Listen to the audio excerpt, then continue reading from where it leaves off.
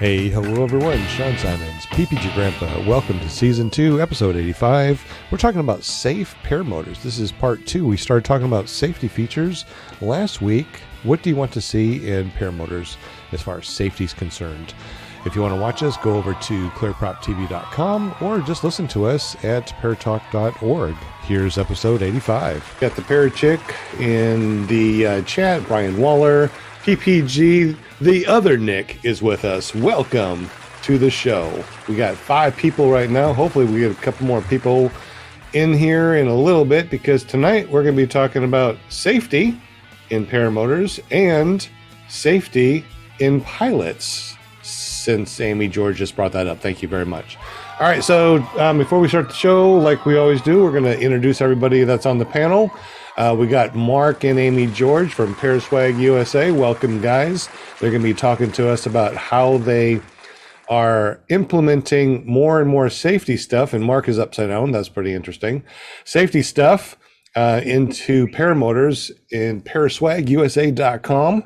We also got JP Tulo in the house. JP is our TikTok Tulo. TikTok Tulo, tell us a little bit about your TikToks, and are you up to millions and millions of views yet? I got a couple big hits, but a lot of my videos recently just been kind of not doing so good. I don't know, but that's not what I do it for. I just have fun with it, you know. And really, more than anything, it's nice to go back and look and have a record of flights and events and stuff, and be like, oh, I remember when that happened, or oh, I remember that one time. Who's his face crashed in a lake, you know, stuff like that. So, is it easier to look back on TikToks or on YouTube's? I mean, the nice thing about TikToks is they're so quick, you know, it's short and right to the point. And, you know, YouTube videos, you kind of get lost in the length of the videos. And which is another reason why I like making the TikToks, is because it's a 60-second clip. You can, you know, spend weeks making you know, a 20-minute YouTube video, and you know, everything has their ups and downs, but it's whatever. Change your name. Whatever. Well, sounds good. I guess we'll if somebody wants to see your TikTok stuff, how do they get to you? You have to buy me a drink. There you go. There you go. I like that. I thought you said something else. You can go right here to JP Tulo, and yeah, right there. Okay. JP Tulo on TikTok. And then or www.jptulo.com goes right there. JP Tulo on YouTube, JP Tulo on Instagram. You get the point. That is my thing. So, right on. All right, good deal. All right. Thank you for sharing all your TikTok stuff. I hope you get 100 million followers just because absolutely you put that on there. Appreciate everyone's support. If you guys find me and you heard about it from the show, send me a message and I'll follow you back or something. Yeah, show the love back. Yeah, say that Clear Prop TV sent you, or PPG Grandpa sent you, and maybe he'll send you a prize. Right. Hey, or a shout out. Tonight there is likely a shout out or something on an upcoming clip, maybe. Ooh, there you go. Tonight there is a prize that we're going to be giving away at 8 o'clock. So make sure you say hi to JP Tulo in the chat and let him know that you want to be in the spinning wheel of winning things. Yay! All right. Thank you, JP. We also got Brian, hey, Bill Waller in the house. What's up? Hey, Bill. What's going on, guys? How are you? I'm glad that you made it here this week. We've been missing you, buddy. Yeah, man. I've been missing my unlimited data plan on the phone I used to have, and traveling, not having Wi-Fi. I finally got a good spot with service. I'm in an awesome spot in New York. I made it all the way up here, and been flying off the top of a mountain here. You're going to have to wait for the video, but it's coming soon. It's been a long trip since I saw y'all moonshiners. It's been awesome. But if y'all want to check out some of my videos, you can see it at ppgbrian.com. And sometimes you can find me here on Monday nights. Not as much recently because I've been traveling, but definitely looking forward to catching up tonight. Well, traveling is always good. What are you doing in New York? New York, man. Yeah, so about a year ago, a guy that watched my YouTube videos up here named Jim, he sent me some beer from a local brewery up here that was apparently a big sought after beer called Treehouse. It's delicious, and he sent it to me on dry ice, and I got it 4 days later, and it was still cold, and it was awesome. And we've been in contact ever since. And I said if I ever get through this part of the country, that I'll come visit, and it's turned out very nice. I spent a lot of time in Pennsylvania after leaving Kitty Hawk.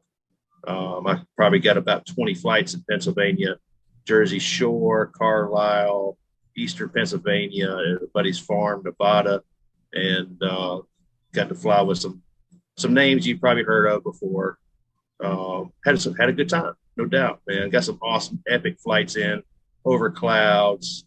Just I've been doing a lot of big wingovers and stuff lately, and having a lot of fun, man. It's been an incredible ride. Sounds awesome. I guess you have to be retired to be able to do such a thing. And we love you, and we are living vicariously through you with all your cool shenanigans that you do. Make sure you run over to ppgbrian.com, subscribe to his channel, and hit that bell notification. His stuff is absolutely amazing. We also got Never Trust a Skinny Chef Shane. What's up, buddy, old pal? You're on mute, so in case you're saying something, we can't hear you, bud. Hello from Camp Mac over in I think it's Lake Wales, somewhere over here, close enough to Lake Wales. Cool. What you doing over there, bud? We are camping. We've been camping here since Friday. We leave tomorrow morning. We're actually kind of partially packing up tonight. Put the golf cart, I don't know if you can see it or not, in the back of the truck. My daughter's boyfriend's graciously nice enough to towed it home for us so that we had it the whole week or the whole weekend. And yeah, we've just been camping. I've done some flying last couple days. Went flying last night. And when I get home, hopefully when I get home, the video came out good. I have a learning video that happened to me last night. I wanted to share with everybody. I just have to get time to edit and get it out there. But how many times has you guys heard about actively flying your wing, but it's not really necessarily explain what that means? Well, I have a video where all you see the entire flight is me looking up at my wing and making corrections in this rough, unforgiving air. And I think it'll be a really good learning video. I didn't figure that out until after I watched the video. I was like, holy crap. I would look at the ground a half a second and 4 minutes at my wing because it was doing everything and anything but flying straight. So you could see all the corrections in my hands. I mean, it was just a constant correction the entire flight. So was it like rotor or thermals or what? Well, as we were flying, we ran into a rain cloud that was coming towards us. It wasn't raining, but we took off one direction, and when we landed in the opposite direction. So it literally changed direction, and it was just nasty air, and it didn't show that on any of the apps that we looked at. So lesson learned for me, definitely helped with bump tolerance greatly. I learned a lot from it, and hope to share the video and help any of the new people out that have trouble understanding exactly what active flying is, actively flying your wing.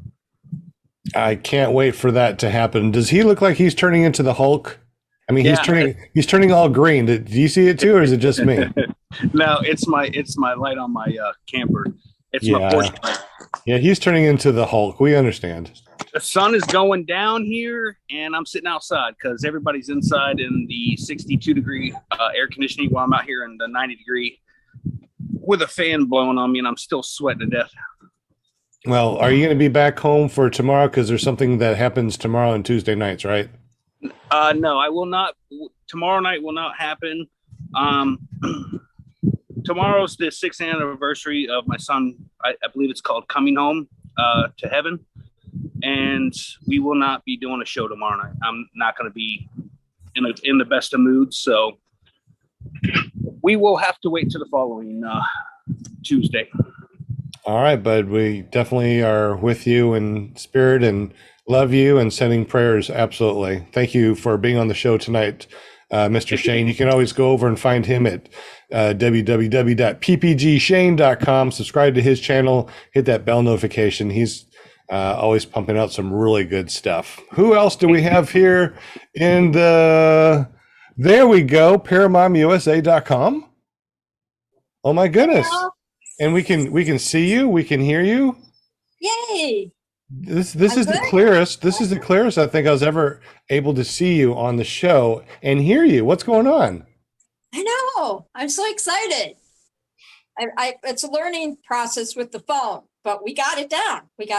So if anybody out there, you want to be a guest on our show, just email me, ParamotUSA.com, and we'll get you hooked up. I'll get you with Sean. Jump on the show with us. We have a blast. It's all good. Or you can find me on Thursday nights at paraglidingtalk.com.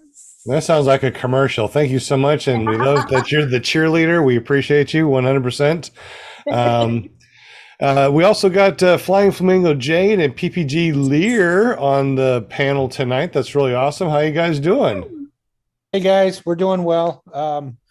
Just getting things kind of wrapped up from our last trip. I don't know if you guys knew we lost some tires and got new tires, got them mounted, got that fiasco taken care of. And everybody's been trying to talk us into going to Ohio. And I think we're going to go. And I think we're going to take the little trailer and we're just going to sleep in that. So we won't have a bathroom, won't have a shower, won't have a stove. You mean no one can poop in your shower now? Man, I'm starting to think about this. This is starting to suck. We should take Wait the a minute. fifth bill. Wait a minute. I just bought a I think it holds 5.3 gallons of waste. It's a personal porta potty thing that you put in your camper. Jade can borrow that. She'd be the first one to use it, but you have to dump it. I'm not dumping it. But they do at Dave Purden's, they do have outhouses. They do have water. They don't have any showers, anything like that. But I did just buy a double outdoor shower house thing. So if anybody is in the need of taking a shower, that's on the, let me clarify this. That's on the show. I don't need a community shower, but if you guys need to use that, you're more than welcome. It's the setup's pretty cool. You can see it in Brian Waller's video that we talked about on last Tuesday night show. You got hot water, you got privacy, and it's good to go. So, but Jade, if you need to use that for your business, then you're more than welcome. I'm just saying, I'm not going to use it. Actually, I take that back. Someone's supposed to be flying in Friday morning, so you might have to come over. I don't know how that's going to work. We'll talk about it later. We'll figure it out. I just totally forgot my wife's coming. So Jade, you get to use the toilet. Apparently, Eric, you got to go outside. Yeah, That's typical. I feel like I'm back home in Wisconsin. Eric will fill it up the first time. Yep. So anyway, Jade, you also have a show that you do on Wednesday nights. What's that all about, real quick? Yep. Really? It is Girls Just Want to Fly. Girls. And it is Wednesday nights. Stop yourselves. Wednesday night, 7 p.m. Central. And this week we have 3 gals. It's a mom and a daughter, and they're from Sun Prairie, Wisconsin, and another gal from Minnesota. And they are hot air balloon pilots. So we're going a little bit different way of aviation this week. Well, this actually sounds really good. And just in case y'all didn't know, which I'm sure you do because you watch the show all the time, Jade has an all-female cast that talks about paramotors and other forms of aviation. So make sure you go over to paramotorgirl.com and hit that subscribe button, hit that bell notification so you are aware when she goes live and posts new videos. Now, Eric, you also fly, but you don't really post a lot of stuff up on your YouTube. Is that correct, bud? Yeah, that's correct. I film a lot, but I just use it for basically if anything goes wrong or if I see something neat. I don't really post much. I run out of time. This YouTube and stuff just keeps me busy. That's true. That's true. And if you're doing YouTube and stuff, then you can't go fly, and that's what we want to do in the first place. Eric Exactly. made a JP Tulo TikTok. Who wants to see it? I do. Let's see. What did I do now? Yeah. What happened? Oh, you saw it. It wasn't anything flying. It was this one. Oh. Oh yeah. Wait for it. There's Eric. Did you get his reaction? There's Yep, Eric. he did. What the heck? Yeah. So who flew over who? I think it was a friend. It was just Oh, a one of those friend? things. Okay. Yeah. Friend. Visibility looks great. Yeah. Well, the camera makes it look worse than it was. I'm sure. Yeah. I'm sure it was free and clear of clouds for a mile, and the camera lens was just. This gives was you just kind of foggy. a better idea of the situation. Like the visibility was absolutely fine once you get out of that little layer on the surface. But down low it was kind of sketchy. So I see the field and everything perfectly fine down there. yeah, I read it's runway right, numbers 24. yeah, right there. Yeah. So it was not the greatest visibility, but questionable. It's up to interpretation, if you will. Yep. I don't think that's clouds. That's fog, so that doesn't count. Oh, yeah. So We'll say that. We also got Will Fly in the house, willflyppg.com. He puts out some really good videos.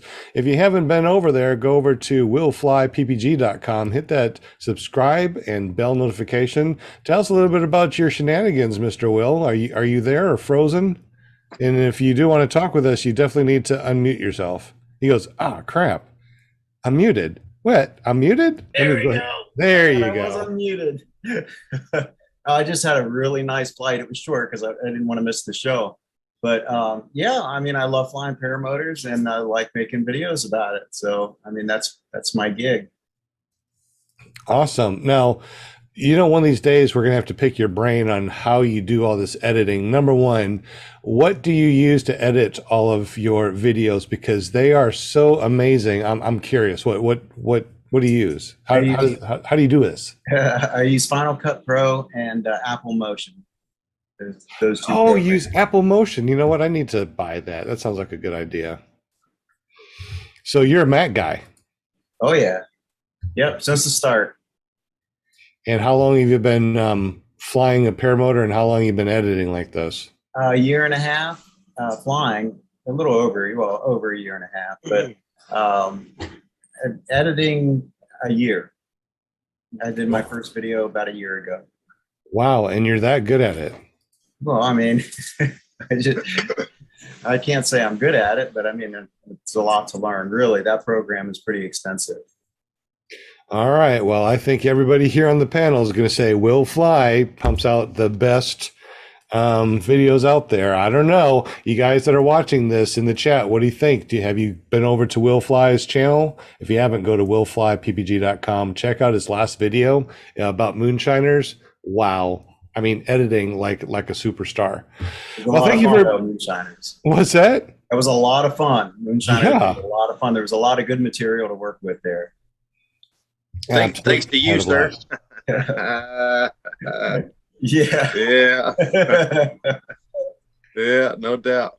Hey, Brian, I really enjoyed your video, your last video that you put out from Kitty Hawk. Awesome. Oh, thank you, man. Yeah, and I recognize your background there somehow. It looks familiar. yeah. But when I was out, I was out a little bit too far, but that's where the dolphins were. I was circling around the dolphins. Oh my gosh, I can't believe you didn't see that. Dude, it's not illegal. It's just accepted risk. I mean, Yeah, it's, you're right. You're that's right. all it is. Yeah. Yeah. Good stuff, man. I wanted to get out of there. That's the first time I flew with flotation. So that was a heck of a flight. It's a little more than ankle deep there. Well, it's actually good that you're talking about this because our topic tonight is safety with gear and safety and pilot skills. So that's one of the things that we do need to talk about is the risk versus reward. And you are out, will fly kind of far. I mean, if you had an engine out, would you have made it back to the shore or not? It would have been marginal. I would have at least made it to the wave, to the break of the waves at the very, very least. I don't know that I was quite out as far as it maybe looked like I was there. But, like Brian said, I mean, there were the dolphins and that was the risk that I took. Would I do it again? No, I wouldn't do it again. But I will tell you this also, it was my very first beach flight. So Me too. Yeah. And wait, it was only your second morning flight, if I remember correctly. And last. What? Yeah. Unless I get to fly around the Empire State Building or something like that, it's going to take a lot to get me to fly in the morning. But that was well worth it, Brian. That's awesome. That is awesome. Let's go ahead and say hello to people in the chat real quick. We got the Parrot Chick, Brian Waller, the PPG, the other Nick, mainly Paramotor, will fly, Flying Flamingo Jade. What is this? Mad Slopper? I don't think I've even seen you here before, so welcome. Randy Milstead, Mark McElroy, JR Paramotor, JP Tulo, Deweese Milstead in the house. Let's see, Mark H. Mark H is always here. Welcome, bud.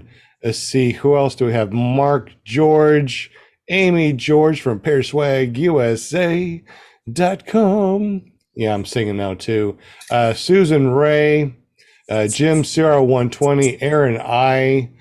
Let's see. Kent Stamey in the house. He says, "Hello, Parafam. It's freaking hot one. It's a freaking hot one today." And he donated $10 in the super chat. Thank you very much. Appreciate that. Brian Waller. Of course, he's right here with us anyways, but it's always nice to hear our name every once in a while, which means PPG Grandpa's in the house too. PPG Grandpa, woot woot. Yankee Paramotor. What is it? What? I think you wanted to hear his name. Exactly. Well, I haven't seen Skinny Chef Shane in the chat yet. I'm scrolling down. I'm trying to find That's you. because it's Cupcake Krista. I'm on her phone. Oh, Cupcake Krista. All right. Just made it there. Cupcake Krista. And of course, never trust the Skinny Chef Shane. Walter from Down Under. What's up, buddy, old pal? Let's see. Angela Preslick is here. Welcome. And I think that we got everybody caught up. If I didn't call your name, say, hey, you didn't call my name out. And I will scream your name out because that's what we do here. We like you guys. And Paramount USA, Lynn Anderson, but you're not in the chat. Why are you not in the chat? Oh, because you're on your phone on Zoom. Because I'm here. I'm not in the chat. I'm here. I don't know how to do the chat from my phone yet or whatever. Well, we are glad that you are here. But I am the out of control cheerleader tonight. You are definitely out of control, and we appreciate you. K-Ray in the chat too. Nice. K-Ray, my wingman. K-Ray. Nice. K-Ray and Susan. K-Ray. K-Ray and one wheel grandma, I think is Susan. Right? Something like that. Susan? K-Ray. Bob McFly. Yes. I got a quick little thing to show you, man. Sure. The video's gonna work. Oh my. Did you see it? No black squares. All right, PPG Grandpa's getting ready to test his gear out. TV.com. Nice. Did it work? I didn't hear what that grandpa said. I couldn't hear him. It must be my laptop. It said clearproptv.com. Oh, clearprop. .com. So you couldn't hear the audio. You're cranking your engine. Obviously, you say Clear Pop TV. All right, Yeah. it'll be on a YouTube video. We won't have any issues. Well, believe it or not, what's really neat is when I say Clear Prop, I always say clearproptv.com. That's kind of our motto, you know. It's clearproptv.com. I like that. I And like that. of course, JP is like, "Oh, Clear Prop. I thought it was like see-through props. I thought that was our podcast with see-through props." I like that. No, Yeah. this whole time I've been waiting for translucent propellers. That is brilliant. I love it. Absolutely love it. All right. So tonight's safety. What do we want to see as far as paramotors and safety equipment in the future? I mean, if you could have any paramotor, what safety features would you like to have on your paramotors? What kind of, I guess, like strobes, like the accessories, you know, what kind of accessories do you want on your paramotors, strobes and floats and things like that? If you have anything like that you are thinking about right now, say something in the chat so we can talk about it. And we also have Mark and Amy George. They own paraswagusa.com, and they have some safety equipment that they want to talk about. Who wants to talk about it, Mark or Amy? I don't see Amy, so Mark. Here's something for Will right here. Ooh, will float. Yeah, Will fly can Will swim. He can Will paddle. Will inflate. Flotation. So y'all remember meeting Nick down at the We couldn't see it. Go ahead and let's see it again. What is that? What am I looking at? these are power floats. So people that are listening to the podcast, what is it? This is a chargeable, pretty much life jacket for you and your paramotor, and they make them in different sizes. I believe. I can barely hear you. Like your microphone is. I don't even. Is this better? Not so much. Here, use mine. Wow. Okay, that was loud. My phone works great. Go. Now I hear an Mute echo. yourself, Mark. Or turn your volume down. Hang on one moment. There we go. All right. You Now might show it off. you might have our show in the background and one of your tabs. That's from the. To turn your background on. Oh, they both got their microphones on. Yeah, not anymore. Yeah, not now. Okay. So yeah, these are power floats. These are made for your paramotor, for you and your paramotor. They make them in different sizes. I believe this is a 70. Then we have a 60 here, and the only difference is the size of the cartridge that goes in it. You actually have a pull cord. If for some reason it doesn't deploy, or you want to get it deployed before you hit the water, but they actually have sensors built into them that when they get wet, as soon as they read water, they automatically deploy. All right. What is the 60 and 70 you were talking about? What does that mean? That is just the size of the cartridges that go in here. Dude, that's a huge cartridge. No. Yeah, so you have the bigger ones here. So here's your 70s. And here's a 60. Well, why would I use a 70 or a 60? Is it because of the float, the size, how much weight it has to carry, or what? It's both. The floats are different sizes, And what? And they'll fit different paramotors. You may not need that much. So size does matter How do we know what size we need for our paramotor? based on weight. The weight of the paramotor plus gear plus everything, or what? Yes, correct. Because you're going to have it all on.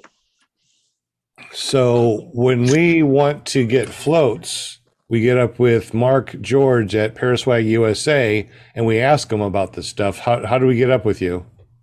You can reach us at sales@paraswagusa.com.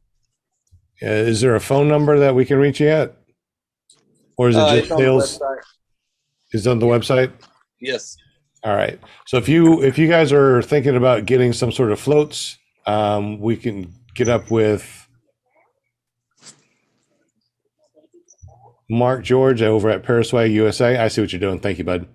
And go to contact us. And there is the customer support number. What is it? 903-293-3150? That would be correct. All right. So that's a good safety feature. Hey, Kent Stamey wants to know what the price is on that. I believe these we actually purchased from a school when we were at Bad Apples. An older gentleman approached us and said, "Hey, I'm closing my school. Would you like to buy some of the stuff that I got?" And we ended up buying some helmets. We picked up some helmets for a customer, and we picked up these floats. I think they sell for around $3.99, but since we got such a great deal on them, we were letting them go for $2.99. That is a good deal. Wow. I have a question about that too, Mark. Yes, sir. So as far they attach, I'm assuming they attach to the shoulder straps. Yeah, let me see here. They don't just they actually attach to the frame of the paramotor.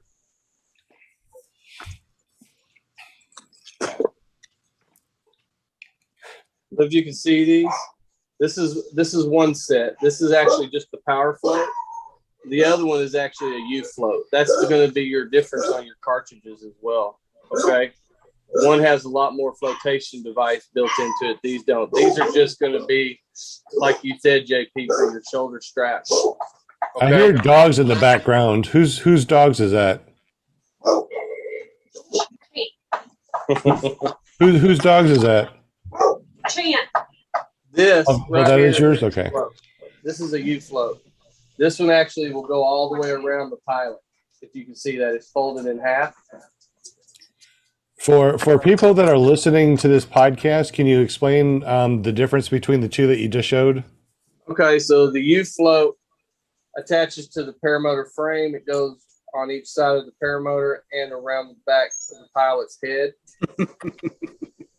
These right here are just for each side of the harness. Hey, I got a question from Kent Stamey. He wants to know what the Clear Prop family discount code is for Paraswag. For Kent Stamey, you can add 25%.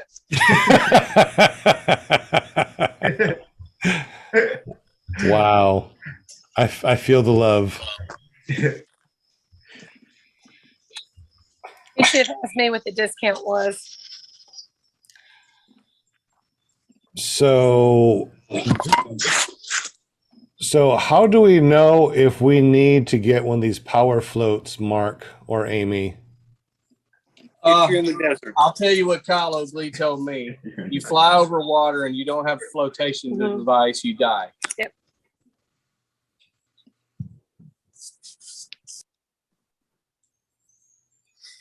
Looks like Mark is trying to talk, but he's muted. There, sorry. Yeah, JP might be the man to ask about it, but I believe that the top statistics in deaths in paramotor are flying over the water and drowning.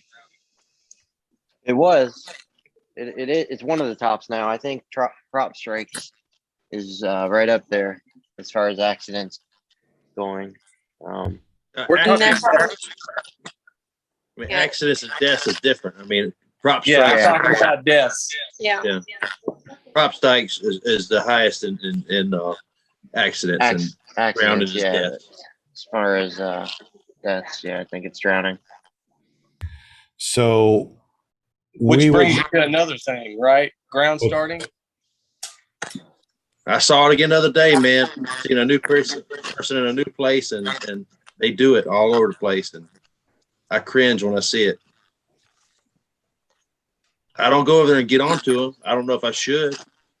I mean, I was just going to ask that. You know, when you see something like that happening, do you go up to them and say, you know, that's not. It depends. In this particular case, it's a very famous YouTuber. His buddy did it, and I was like, okay, well, obviously this guy's experienced. I'm not going to say anything. So, I mean, it depends on the situation. Yeah. If I feel like it's a newbie, that somebody is looking for help, trying to learn, and I see them do it, absolutely, I say something. But if it's somebody that I know has got years of experience of training, what are you going to do? Yeah, That is it's different true. when you I mean somebody who's that experienced, they know better, they know the risks they're taking there versus someone who's brand spanking new or a new pilot. Well, Well, also, I just want to say, since it was a famous YouTuber, Will, you need to not do that. Yeah, okay. Yeah, I've never done that. Thank goodness. But hey, that brings up another point. Because he was a famous YouTuber, he sets a bad precedent for others watching, So Or because We he's should a all famous carry. YouTube, We he's should all exempt carry. from that, right? Can't get hurt if you're a famous YouTuber. that's right. Is that how that works? No, it's not how it works. No, that's if you're a famous TikToker. TikToker, yeah. I think that if we can all, share with people out of caring community, and it's actually part of our responsibility, no matter how experienced someone is or not, just to give a gentle reminder to someone. you still got an echo on your thing, Amy. I guess it has to do with Mark's phone. He was using mine so y'all could hear him. I don't know. Hey, Amy, I'm totally with you. I get it, but I recognize that there's different circumstances. Like at Aviator, if you come there and you ground start, they kick you out. There's pretty Really? much. Yeah, that's it. You might get one warning. You might get one warning if you show up as a student. Somebody that trained somewhere else. You show up at Lake Wells and you ground start. You may get a warning if you're lucky, but then you'll be asked to leave. So I mean, that's how they look at it. There are some things that you can do or buy that makes it safer to ground start, like what are some of the things that you can do? One of them, if it's a clutch, you can put a bungee around your prop, and then there's another safety one too. If it revs up too high, it cuts out.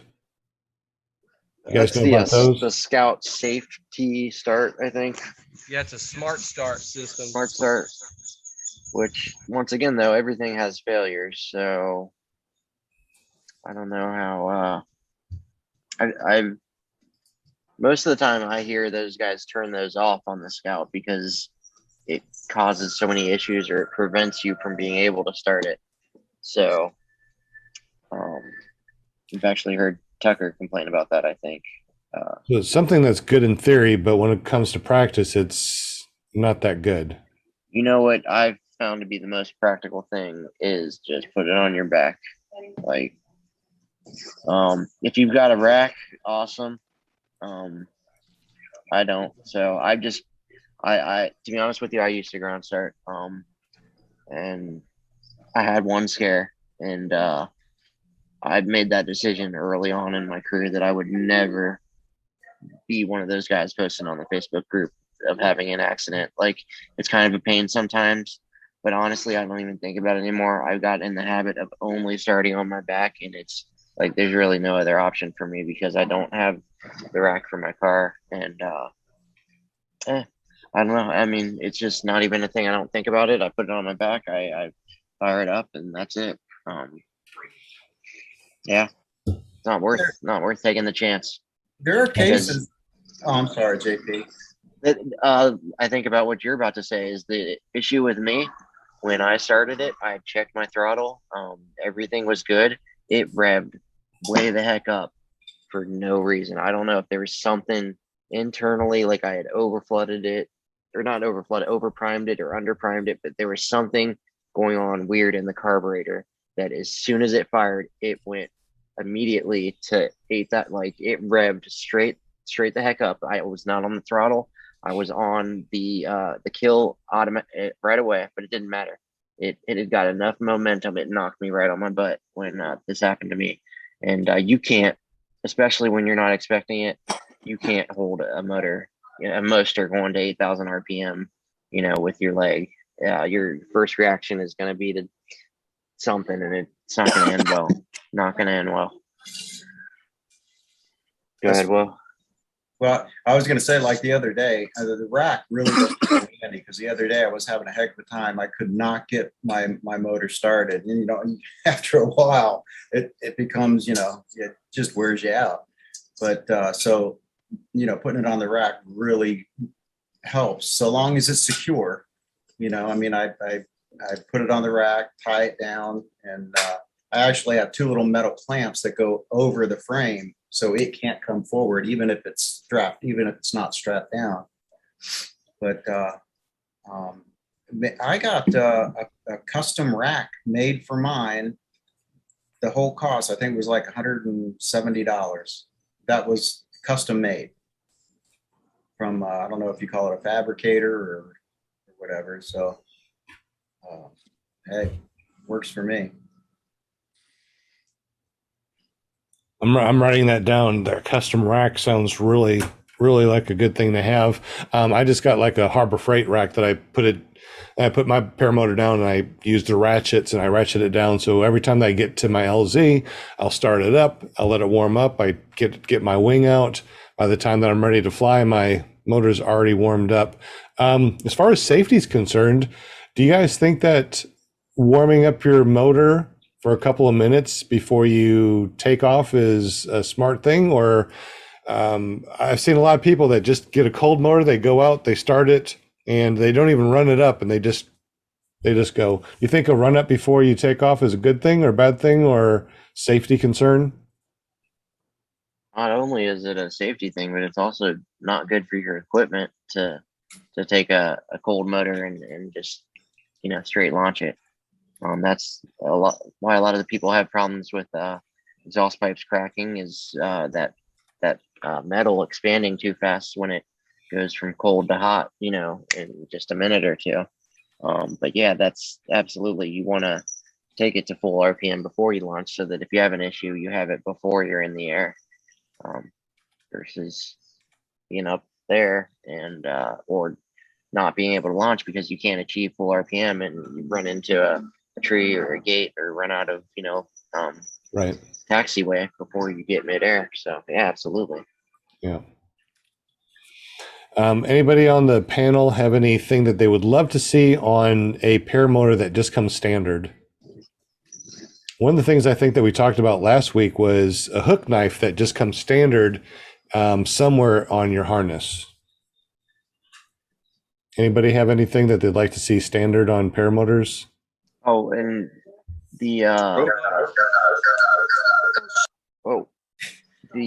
dudek harnesses, I believe, going along with the hook knife theory, is they have a little rape whistle right here that you can take off, and so you get lost or something, so that could be going there with your knife, Sean. Dudek does have a whistle. Yeah, it seems like a couple people, even my Angel has a whistle on it too. But what are the things that you guys like to see on a paramotor or a trike that would be a safety feature that should be on everybody's paramotor? Like, why are the hoops not already floatable? I mean, they're hollow. Why are they not filled with some sort of foam or something, right? I mean, that would make them more.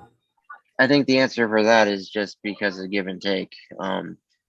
If you don't fly over water, you don't want to sacrifice the added weight of that, or as well as the added cost of having that versus having just metal frame. If you fly in the desert, or if you fly never over water, that's not something that's going to be important to you. So but if you're flying on the beach, whatever, absolutely, that's a great option to have. Mark McElroy, or McElroy, sorry, so used to calling him the wrong name. He said for the 5th time, strobes. He thinks strobes should be standard on every paramotor. Yeah, once again, I agree. It adds cost, though. It adds cost. It adds complexity. What if you never fly, in the 30-minute before or after sunset window? It's a great idea if you're made of money, but if you're trying to enter the market at a competitive price point, you can't add features that not everyone's going to be interested in. I totally agree, JP. But let's see by a show of hands. Who flies paramotors that is not interested in flying 30 minutes before sunrise or after sunset? I mean, Yeah. I don't know anybody. Definitely after sunset. Yeah. I fly with my strobes on every time I go out. Just one more way of people seeing me up there. And I would too if it was tied into the electrical system on the motor and I have to worry about a damn battery. True. Good point. I mean, that would be awesome, right? Absolutely. Yeah. All right. So that's something interesting that I didn't even think about, that, what if you are flying in the desert, you don't need something, and how much more weight would foam be in the hoop to make it buoyant? Hey, actually, Jim, CR120 says I'd like to know why the fuel tanks aren't positioned with their buoyancy in mind. So, other words, because the tanks are so low, if you land, let's say, with a quarter of a tank of fuel, and you got all this extra airspace in there, because it's so low, all it wants to do is push your head into the water if you land. But if that tank was towards the top of your motor, say sitting on top of your motor, and I guess more or less gravity fed into your motor, the fuel tank to your motor, then when you do land in the water, you would have buoyancy already naturally above you, which would keep your head above water. I actually, Jim, that's a really good point. That's a damn good question or point to make. If that tank was actually sitting, say, about your shoulder or head height, not that I'm too comfortable having fuel above a hot motor right at my head, but it's not like I would lose any hair if it caught on fire. But I mean, if you go into the water, it'd be perfect, because then it would be above you. Right, and the Fresh Breeze has that right now. Yes, it does. You can't block airflow to the engine, though. I mean, you got to be able to cool the head of the engine and the engine block. That's part of the design, to allow the engine to cool. As 99.9% of people aren't going to have water landing, and you got to think about how comfortable it is to walk around with a motor where the center of gravity is up at the top versus being down low. It's going to be about comfort for the majority versus that 0.01% of the time that you would land in water. It's right. I've seen frames that have flexed, and the prop actually cut the fuel tank, and if it cuts the fuel tank down below, that's not horrible. But if it cuts it above, right here where your head is, and that means that you'd be full of gas. I don't know. What do you think, guys?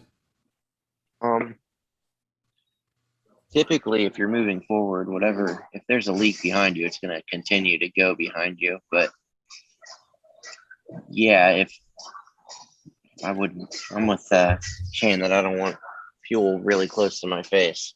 Yeah, I think I'm the same way. And remember too, we saw that paramotor that had the battery on it that caught fire. So if that battery was up top and it caught fire, and the fuel tank is right behind you, that would have been kind of dangerous too.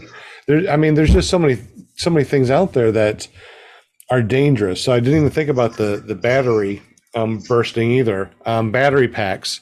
What is it? Which ones are the ones that blow up, and which ones are the ones that do not blow up? So lithium polymer are the ones that are pretty sensitive to charging, but they expel a great amount of energy very quickly. I don't think there's any paramotor that's out there that is factory electric start that's using a lipoly. I do use a lipoly on my trike, but I keep it in a fire retardant bag with all the other electronics. So what's the difference between the two type of batteries? I mean, why do we keep on using the ones that can catch fire so easy? Do they just hold better charges or what? More energy, and they're lighter weight. Yeah. Yep. We've Eric, started using something different though. We are starting to we found these adapters. I found a guy online using these drill battery adapters for his kids' Hot Wheels. Those Hot Wheels cars and trucks that they have that they ride around on, those are little electric ones. Well, the batteries for those things are expensive. So they started making these adapters that you can hook up to them and run the Hot Wheel off the drill batteries, the 18 volt, 24 volt, different batteries. So what I did is I took one of those batteries and one of those adapters with a relay and a switch, and we've hooked them up, and they actually work well. And to me, that is way safer than anything else out there right now, because I have dropped my Makita drill battery numerous times off of houses for years. I've had them for 5 or 6 years and used them over and over and over and recharged them in 15 minutes, and they work, and they still work years later. So we've got them out there now. We've got a couple out there in schools, and we've made these adapters. DeWeese, Eric, out there at Moonshiners, she had that same setup, so you saw it. Yeah, and those are lithium ion. But yeah, so situation like that is perfect, you know, and absolutely. And like JP said, the only benefit of a lithium polymer is you get more of a boost out of that pack, and they're lighter. Now, when you're talking lighter, you're only talking ounces lighter. You're not talking a large amount of weight. Okay. Will Fly, did you just raise your hand? Yeah, well, I wanted to, Jim was asking me about, I wanted to share the screen here real quick, if I could, just to show him what I'm talking about as far as the secureness of the rack setup that I have. Maybe it'll give somebody a good idea of when they have theirs made, you know, how to make it, if that's okay. Absolutely. Please. Let me share the screen. Share the screen. And if you're listening to this podcast, make sure you run over to clearproptv.com and then watch us so you can actually see all these things that we're sharing on the screen. Okay. All right. So we're looking at what? Okay. So my paramotor would face, I guess, you see how what's that called? How the hitch goes in back there. Uh-huh. So the prop would be facing that way. So the seat would be facing, you know, like the picture is there. Let me just use my mouse here. These right here are steel and they're not movable. Both of these. So the back end of my paramotor slides in underneath both of those. And this fits the gas tank, everything there. You know, that's not so much for, you know, preventing an accident as much as it is, you know, securing it when you're traveling. But the other thing that I've done, okay, if I slid it in there and started it, that would probably be just fine, because there's no way that it could come forward. These two steel things here would prevent that. But then I've also, if I can find there, on each end, I've got holes there where I strap the frame also, and that just gives it extra security. So that's the only time I would start my motor on the rack, is if it was in a secure situation like that. Agreed. So there you go, Jim. Well, I guess real quick, we're going to be giving away a hook knife from Paraswag USA. So if you haven't said hello in the chat and you're just listening to us, make sure you say hello in the chat. Say hi to JP Tullo. He's putting you in the spinning wheel of Winnie things, and we're going to be spinning that wheel in 5 minutes. JP, at exactly 8 o'clock, go ahead and spin that wheel, no matter what we're saying or doing. Okay, bud? Copy that. All right, good deal. What else would you like to see on a paramotor that you would like to see on all paramotors just standard? Now, that's one of the things that we're talking about, right, too. JP said that, you know, the difference in cost, like having a strobe that's already in your paramotor frame. that adds cost. But what if it just came with it and that's just part of the price of the frame, whether you get it or not? Will, are you saying something? Because I couldn't hear you. No. No? Okay. So, who starts their paramotor on their back the most? Who puts it on a rack the most? I am put it on my rack. Well, it's still on the rack when I pull up to the LZ. And then, of course, I let it warm up for about, I don't know, as long as it takes for me to set up my wing. And then I put it on my back, of course, rev it up for about 15 to 30 seconds before I'm ready to take off to make sure there's no air bubbles. And boom, I'm up in the air. How about you guys? I start mine on my back, and I see that Jay in the computer. Oh, sorry to bust you out there, buddy. What do you do? I said I see JP's in the background there, busily putting in those names. Caught me. As his cat's walking in front of the camera. Hey, speaking of that, we're gonna raffle off a cat at the end of the night too. If Nice. anyone's interested. I ground start mine all the time now. That is strapped to a trike. There you go.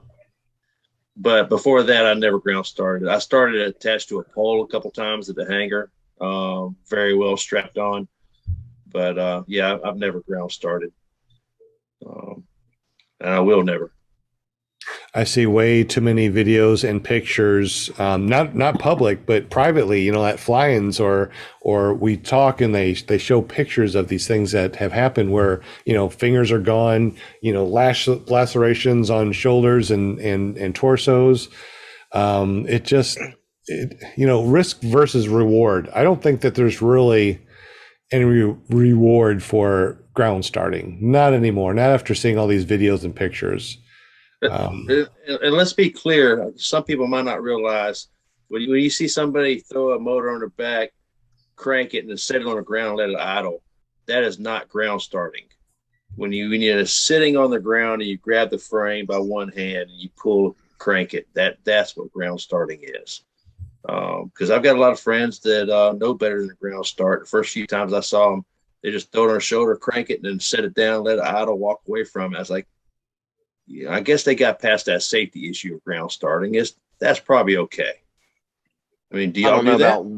I don't know about walking away from it. I'll set it down and stay within, a couple steps of, if I'm getting my helmet set up or whatever, just to let it warm up, because that's a kind of heavy to be standing there for 2 to 3 minutes while the motor warms up. So yeah, occasionally I'll fire it up, then put it away, but close enough that I can grab that kill switch if it starts acting funny, which it will do if say you don't have fuel in it or something. If that leans out the motor, and that will rev up the motor and cause it to fall over or go kind of crazy. If it's running out of gas, that changes the fuel mixture, and so you got to be careful about that. Just because you've got it started doesn't mean you're completely out of danger, but I would say the majority of the danger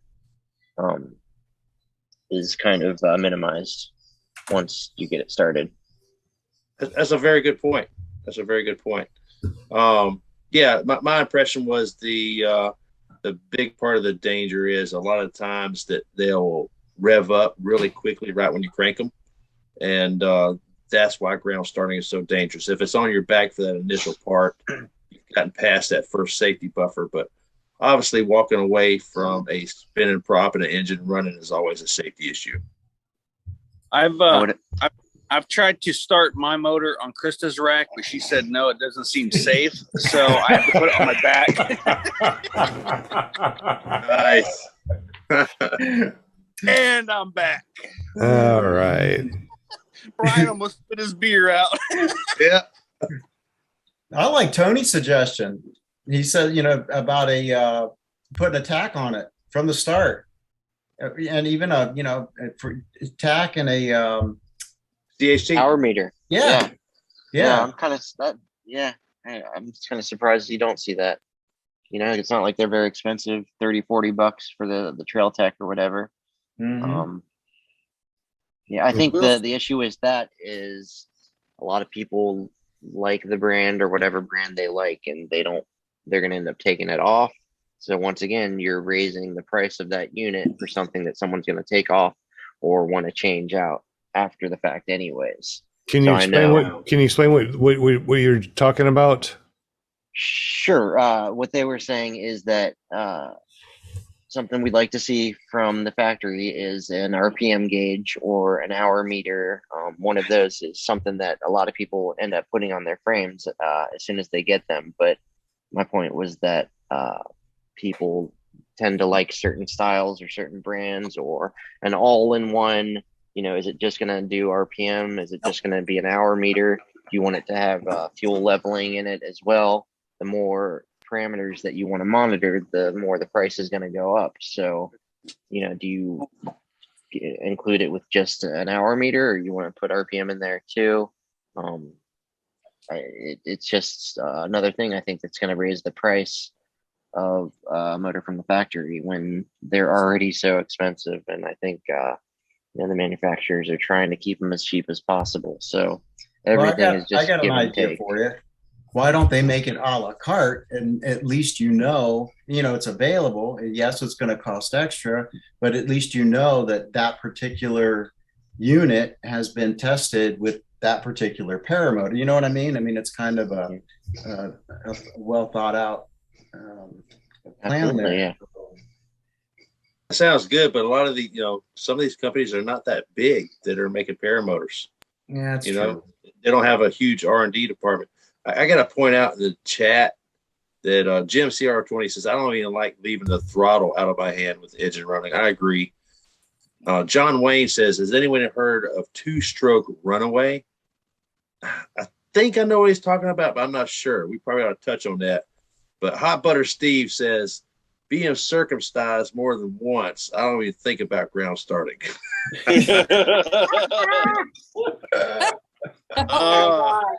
Okay. Wow. And that goes back to my old joke. What do you call a cheap circumcision? A ripoff.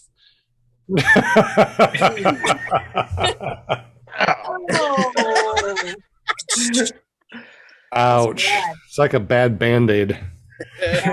Yeah. JP, we have to do the group shot, Just Oh saying. yeah, let's go ahead and do it. Oh yeah, let's go ahead and do that in green. I'm here. And Okay. it is past 8 o'clock. Why are we not spinning yet? Lost track of time. Sorry. Yeah, it's all right. So just in case y'all don't know, we're going to be spinning for a hook knife from Paraswag USA. So make sure you say hello to JP Tulo. We're going to be spinning the wheel here in just a moment.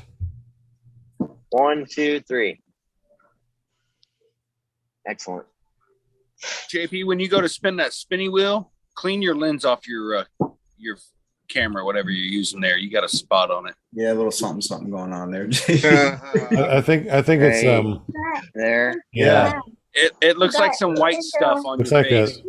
it's a sunspot or from that lamp. No, it moves. It doesn't move unless he moves his camera, so it's on the lens. I hate when that happens. Gosh dang. Will, you still got your hand up, Will, by the way. Oh, I don't know. I thought when I asked the question, it would automatically go away. Well, I can. It's not an Apple computer. I think That's I not can. on my. That's the light, I think. I don't know how to do it. I did it. Oh, okay. Yeah, I have to just go over your hand, over your mouse over you, and it says lower hand. Okay, that's cool. All right, so we're going to close this podcast out. That way everybody can hang out with their friends and family and stuff like that. We're going to be spinning for the hook knife. While we're doing that, is there any other questions or thoughts about what you would like to see in a paramotor that would be, standard as far as safety? No one said anything about netting yet. I think netting is pretty important. I've seen a lot of paramotors that you can put like a basketball through. I've actually seen some people that didn't buckle their helmet, and videos of a helmet going through a prop. How in the world does that even happen? What do you guys think about netting? Yes. Yes. The only thing I can think about netting is make the diamonds smaller in the net. Once again, the smaller you make the holes, the less efficient the flying experience is. So it's all give and take.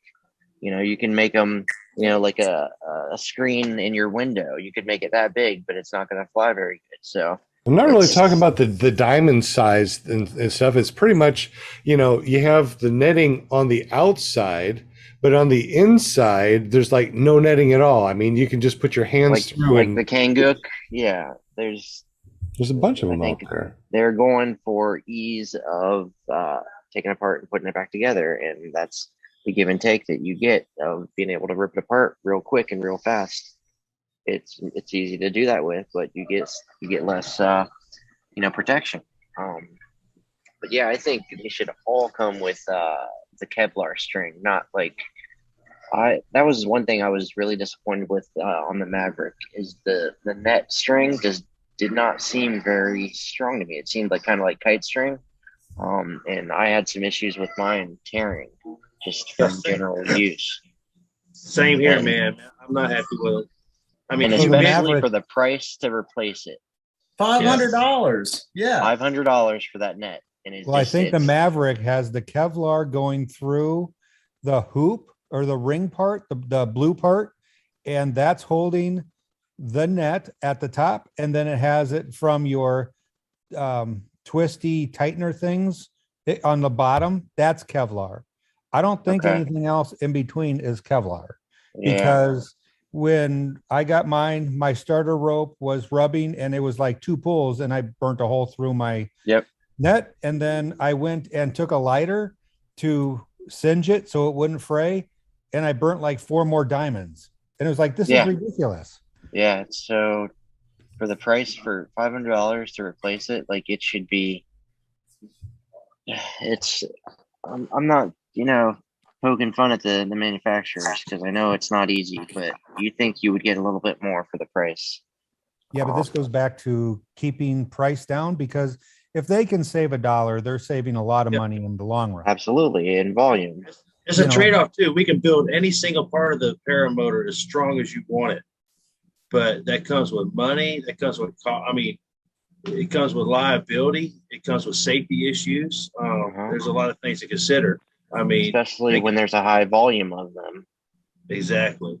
Well, the other thing, when they're designing it, as far as something as important as netting, it's my opinion that that's an item that it shouldn't cost a lot to replace. It should be easy to replace. It shouldn't cost a lot, because I've seen a lot of nets there around that have just been kind of cobbled back together because of the expense involved in getting a new net.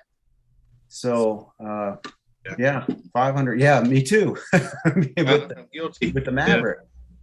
Yeah. So, well, the netting isn't expensive to replace. It's about $10 in material.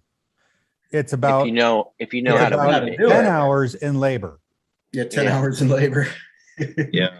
But so that's what you're paying for. A lot of people don't realize they complain about the expense, but you're paying for the labor, and nobody would know better than Eric because he's done a bunch of it at this point. Absolutely. Hey, Mark and Amy, since we're spinning for your hook knife, can you tell us what we're getting as we're spinning for the hook knife? Well, you kind of already said what we're getting. Well, right. Tell us about your company, paraswagusa.com. Come on now. I'm giving you the spotlight here.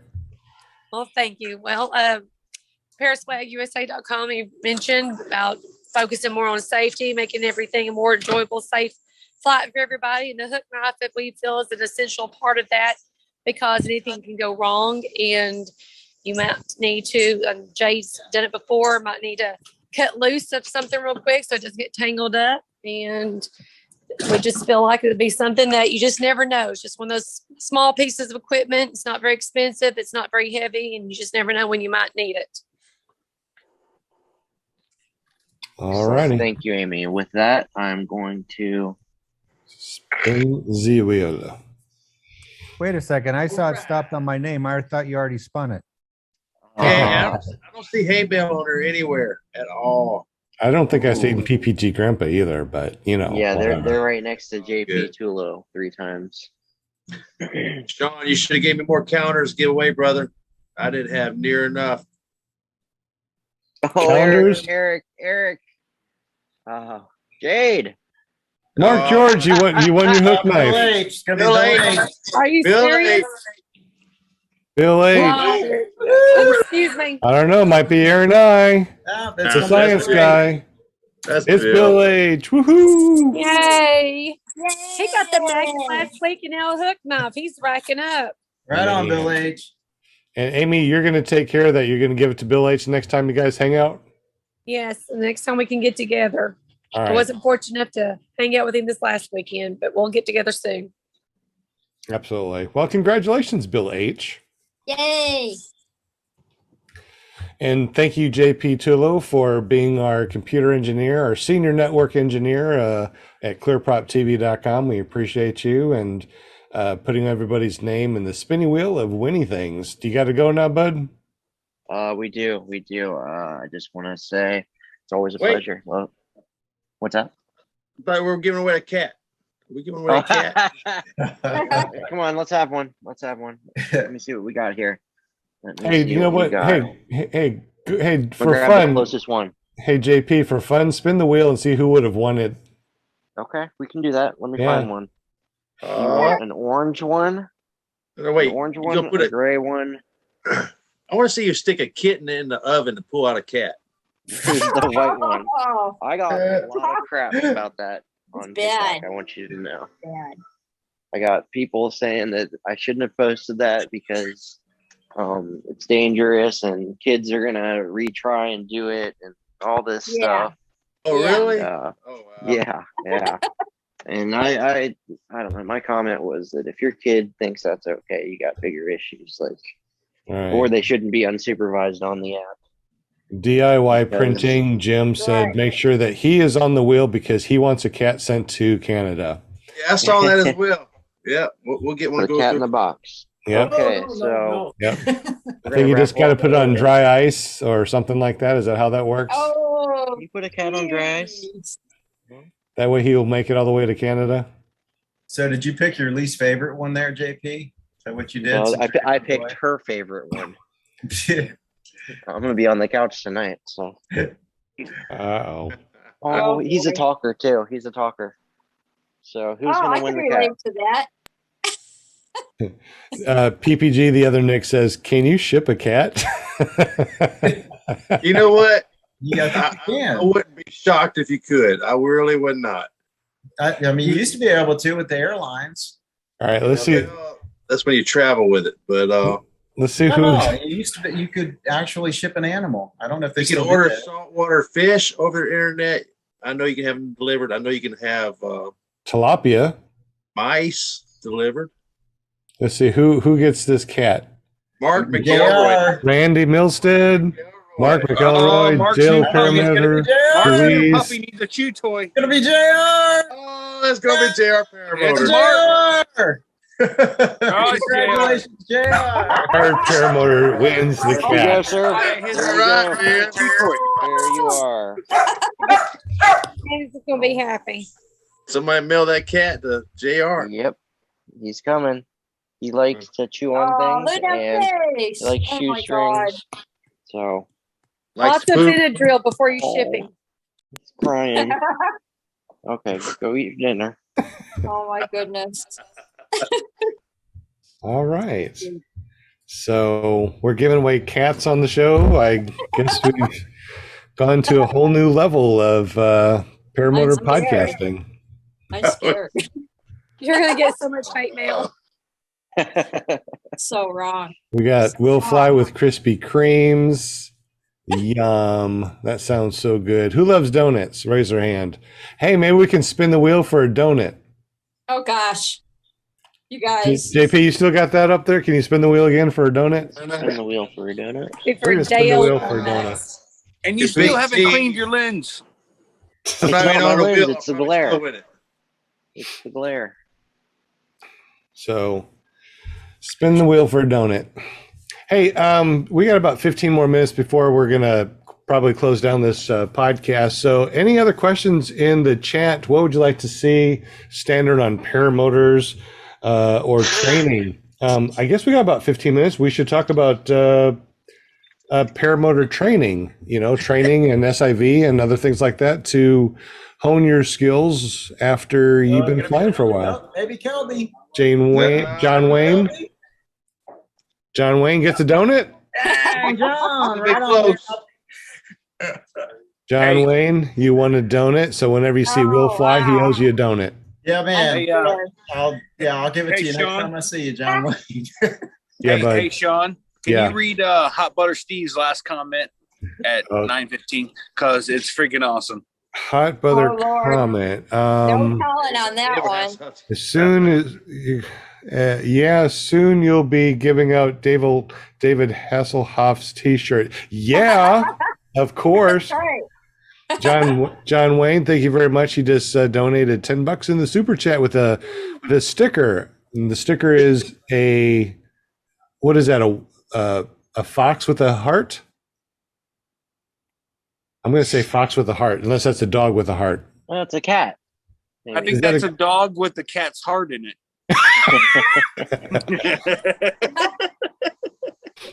Did you want to get raffled off? So thank you, bud. Appreciate that donation in the super chat. He's also a VIP on this channel. So if you want to see videos and things that normal people don't get to, not normal, the public doesn't get to, but only my members, make sure you run over and join this channel. It doesn't cost very much. Everything that you donate to us, we are using to help improve this channel and helping other people get into the air. Like this next thing that we're doing this next month coming up in September, we're trying to get a disabled vet up in the air for free training and everything. So hopefully that will work. Let's see. Any other questions or answers or safety things? SIVs. Let's talk about SIVs real quick. Who thinks that an SIV would be good for a paramotor pilot after he's been flying for a while? I do. Yeah, Absolutely. Sean, I'm actually at the where I'm at right now camping is where you and I went to the SIV course. Really? That's cool. Yeah. So the cell phone service here is horrible. I had to pay the park's Wi-Fi prices to join tonight, just so you know. What does that even mean? I had to pay for Wi-Fi from the park. Like it's a pay Wi-Fi because the service out here is horrible. Are you paying by the megabyte or gigabyte or terabyte? By the day. No, Wow. seriously, there's no service. I'd literally have to I'd have to drive 20 minutes to go sit in my truck and have this show or do the show with you guys. But it's important that I support this channel. So I paid, I think it was $6, but I'm just saying. Ow. And I'm getting tore up by mosquitoes sitting out here. Everybody else is inside. It's like 62 degrees. I'm sitting out here with a stupid fan blowing on me. Mosquitoes wearing me out. That's what I do for the show. You know what I'm saying? Supporting all the way. Well, you are our best athletic supporter that we have. Hell yeah. Yeah. That's right. It's nuts that you said that. It's nuts. Look at Hey, Shane. Shane. Yes, sir. Tomorrow, brother. What's that? My thoughts are with you tomorrow, brother. Yes, sir. Appreciate it. Yeah, absolutely. Absolutely. Sean, back to the SIV question. There was an article I read a few months ago, last time we talked about SIV on your show, where there's a school in Spain. I can't think of the name of it right now, but their train of thought is new pilots should go to SIV training. Pilots with no more than minimum of 10 hours, but not more than 6 months of flying, because it's hard to untrain pilots. And if they're fresh and haven't developed bad habits, then it's easier to go through SIV training. Okay, that's interesting. Brian, when you went to your SIV course, how many hours did you have on your belt before you took your first SIV hay bale? Do you remember offhand? Yeah. Yeah. I had 100 flights in 50 hours. Okay. What do you guys think that have taken the SIV courses? How skilled of a pilot do you need to be able to go up doing an SIV? Should it be just 10 hours or should it be, 50 hours, 100 hours? What do you guys think? Dude, I had go ahead, Brian. Go ahead.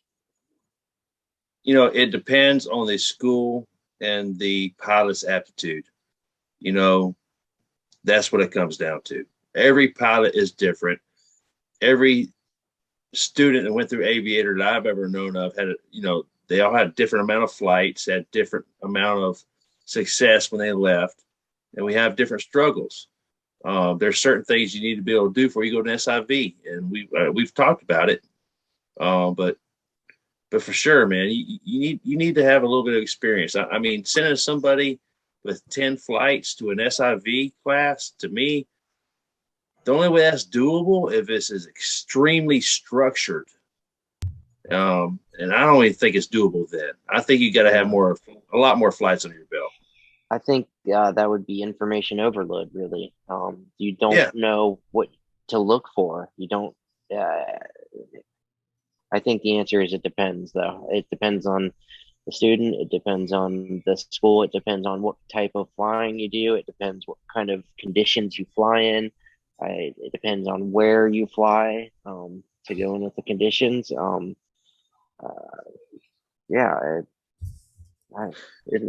a loaded question. There's a standard list of requirements out there for a person that wants to take a SIV, and I don't know of anything comprehensive out there,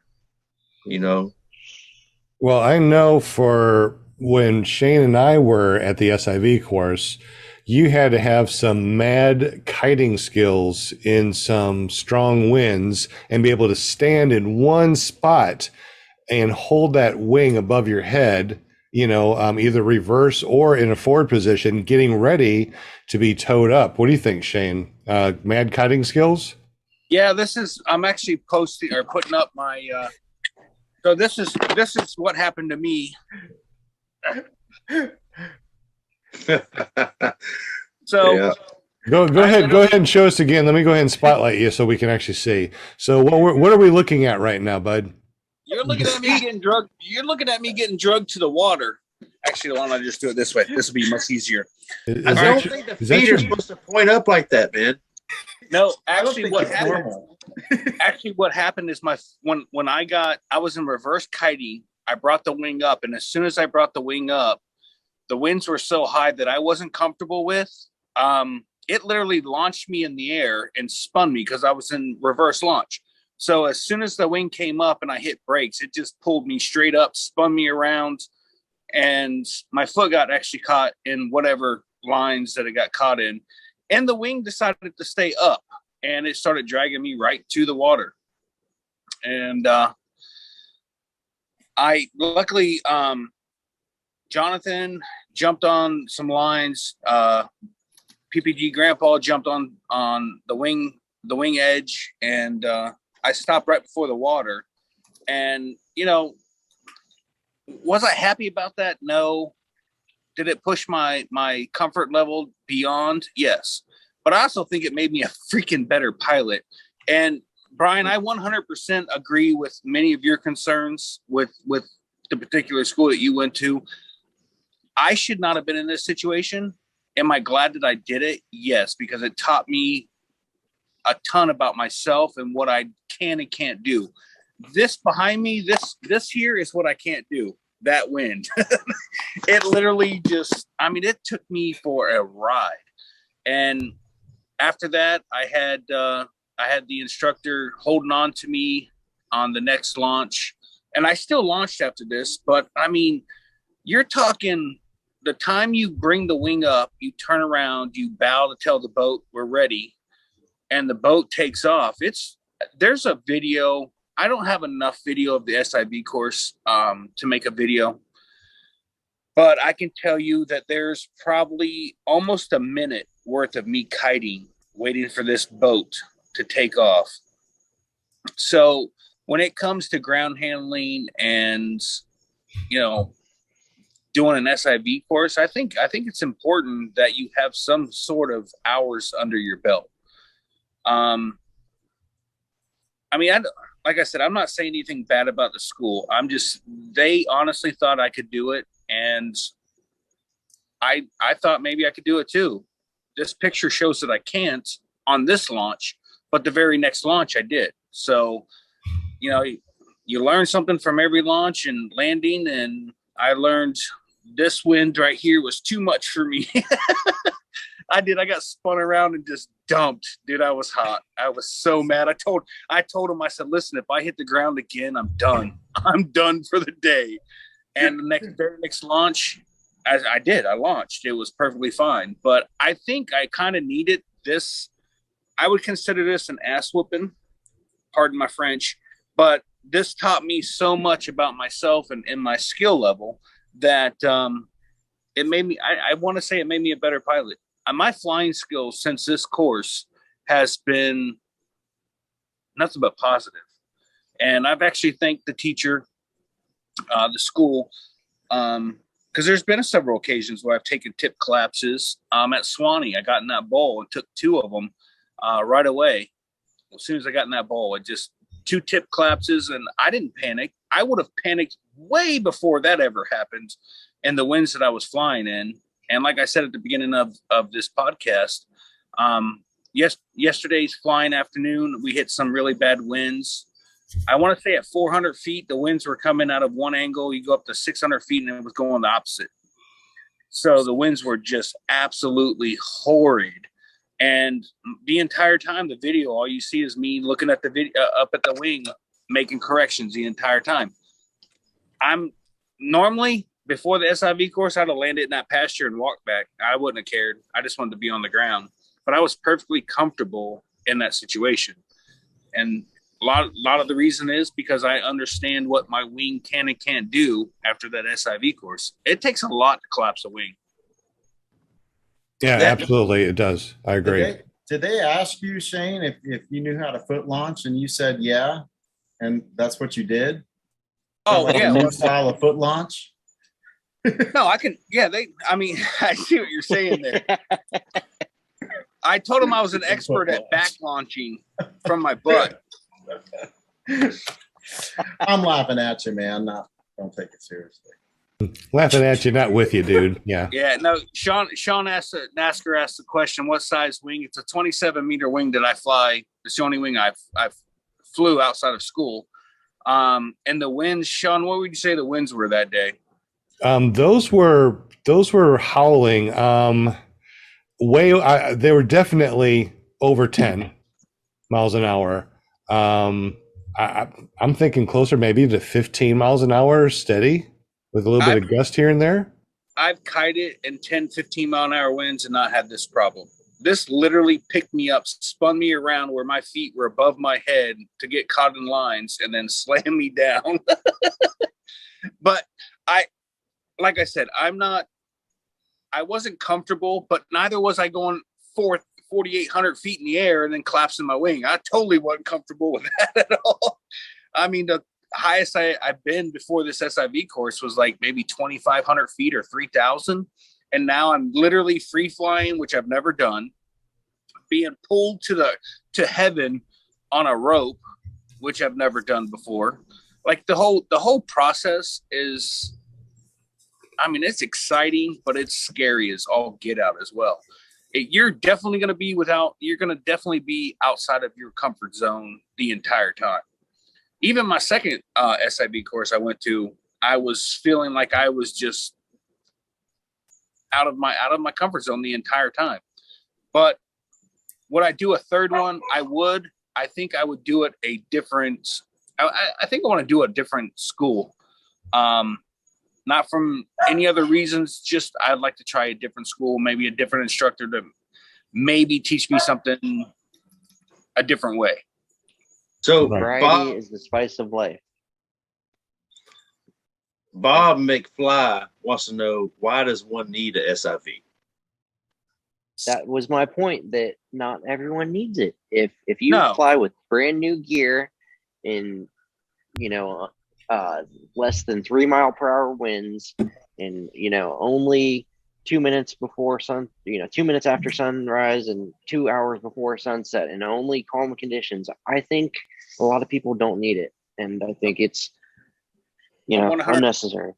I agree with you completely. My biggest thing is I wanted to learn what my gear can do and what it can't do. That's why I was insistent on using my wing. My wife's like, hey, you're going there to learn how to take care of collapses and this and that. You're going to learn on your wing, because what good is it to learn how to drive a car on one particular type of car when you drive a completely different car? You want to learn how to do power slides and everything else on your car. So when I got there, and I was told that there would be no stalls or anything else on this on my wing, which I was completely comfortable with. But I wanted to know how to recover it from a full frontal, 50% deflations, and spirals. And that's exactly what I do. I do wing overs and I do spirals, and that's really about it. But no, not every pilot needs to do it. And I would not have been flying in yesterday's weather, except for we got caught off guard, even though we checked all of the apps on weather. We just had one gigantic storm come rolling through that did not show on any radar. When we landed, I pulled the radar up and it still showed nothing in the sky. And the winds were completely 180 from each other, 200 feet apart. That sounds pretty scary. Now, as far as SIVs for me, I took my first SIV 6 months after I started to fly, and I honestly felt like I gained another 6 months worth of regular flying in that SIV course. I mean, I felt like, I was so much more confident, not cocky or anything, but I know that wing, if it does take a little collapse, it's going to open up right away. I know that before the SIV class, you always think about wingtip collapses or collapses. You see the paramotor crash compilation and stuff, and you're just scared about that thing whipping down and you falling to the ground. But after going through the SIV course, I realized that it takes a lot of pulling. I mean, I was doing a pull up, trying to, collapse the doing a beeline stall and collapsing it, pulling the A's. And it took everything I had. And when my hands was cramping up and I couldn't do any more, as soon as I let go, poof, it opened right back up. And since then, I was like, I'm not afraid of wingtip collapses anymore. Matter of fact, I went out this last Sunday. We had a tow clinic, and I went up first to see how the wind was on my motor before we started towing students. And I was getting bounced around, and I actually had a wingtip collapse. Well, it was about 2 p.m. I was expecting something, but I was bouncing around, wingtip collapses. And I was like, oh, wingtip collapse, pretty cool. Because Shane and I, we can pull big ears. We can take, our outermost days, pull that, and now we're flying at 75% if we're just pulling one side of the big ears. And that's pretty much what a collapse is. 25% on one side, and it's no big deal. Right, Shane? Right. No, 100%. And the one thing I took away from the SIV course that I am so very thankful for is during all of the collapses, all of the whatever you're doing, you have an instructor in your ear telling you to look at that wing. I can't tell you how many flights before this SIV that I never, ever looked at my wing. I concentrated on the ground. And that was a habit that I had to break. And this SIV course strictly definitely helped me out with that. With now, I mean, I spend more time looking at my wing than I do anything else. Once I'm in the air, I'm high enough, and the wing is doing anything funny, I have no problems in the world looking up at my wing. I never did that before. And thanks to this SIV course, I totally am grateful for that. Good night, Brian. But I mean, there's good with the bad when it comes to any, I guess, with any SIV course. But for me, I took some positives from it. This incident that is my screen share, I would say would be a negative for me until I got back up and tried it again. I learned from it. So it's not necessarily that terrible of a negative. I did learn. I learned not to be kiting in that wind. And I bet your kiting skills are a lot better too. Yes. Oh man. I absolutely love kiting. I love flying. That's why I said flying. I got a bug in my eye. Sorry. This sport is amazing, and you can push this sport as far as you want to personally in between new guys and experienced guys. Your reach is what you're limited to on your personal stuff. And I actually was told yesterday while flying, had Jason Russell Smith behind me. And he's like, dude, do you understand what your wing overs are right now? I go, yeah, I've been working on them slowly. I have not scared myself yet because I'm slowly getting a little bit higher, a little bit more, pendulum action going. And I'm working on it. I think I should be further along, but because I've been so cautious about doing it, which has been safer for me, is the reason why I haven't scared myself. And when I say scare, on a swing set, you get swinging, you get to a certain point, you get light in the seat. I haven't got light in my seat yet, but my wingtip or my wing is almost completely below the horizon. And there's been one or two times I've gotten it, the whole wing below the horizon, and I was like, okay, I'm done now. That was fun. And then I reset up, climb a little higher, and try it again. So it is what it is. And as long as you're safe about it, I think the sport is going to be an awesome thing for me and for anybody else. Hey, Shane. Yes. How are you feeling? Don't make him angry. We wouldn't like him if he was angry. You're not looking too good right now. I'm a little under the weather. I see that. You should listen. My light is green. It does not attract bugs. Although I just lied and said a bug flew in my eye, but it doesn't attract bugs. But and green is for gauge, so I wear lime green. There you go. There you go. Yeah, I wouldn't mind taking an SIV. I know Jade right now doesn't want to do it. I wouldn't mind doing it just to see what the wings can do. And maybe I'm doing more than I should be doing without taking an SIV yet. But yeah, I don't know. I think if I had the opportunity, I think I would do it. Well, in the chat, Bob McFly, sorry. He said, interested in Shane talking about doing an SIV with his own wing. This is the first I've heard of this perspective. Like I said, my wife was saying that if we're going to pay the money that we were paying to do an SIV to learn how to deal with collapses, this and that, doing it with your own wing, if it collapses in real life outside of an SIV where you have someone in both ears because you have walkie-talkies on both sides, you don't have that in the real world. You just have you in your head. So I was insistent on using my own wing. Outside of doing full stalls and this and that, I was able to use my wing for everything.